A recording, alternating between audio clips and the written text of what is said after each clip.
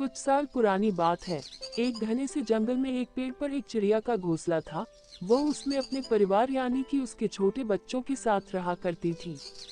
उसी पेड़ के बगल में एक पेड़ था और उस पेड़ की जड़ में एक सांप का घोंसला था। सांप को जब भी भूख लगती थी वह उस चिड़िया के बच्चों का शिकार करने चला जाता था। सांप ने चिड़िया के 2 बच्चे पहले ही कहा दिए थे, अब उसके पास 2 बच्चे ही बचे थे। ऐसे में कई बार चिड़िया ने उन बच्चों को सांप से बचाया था।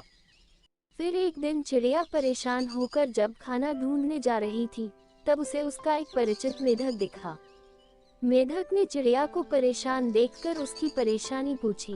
चिड़िया ने मेढक को अपनी परेशानी बताई और कहा, मेढक भैया मैं बहुत परेशान हूँ, अगर आप मेरी कुछ मदद कर सकते हैं तो कर दीजिए, मैं आपकी आभारी रहूंगी।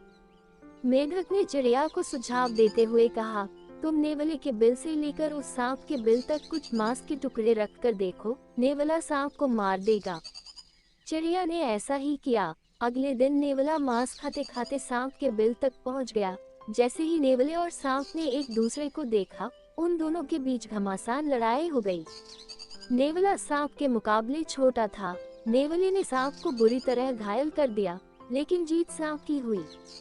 सांप ने नेवले को मार दिया और जब बाद में पता चला कि यह सब चिड़िया की साजिश है, तब वह पेड़ पर गया और चिड़िया के सारे बच्चे भी उसने मार डाले।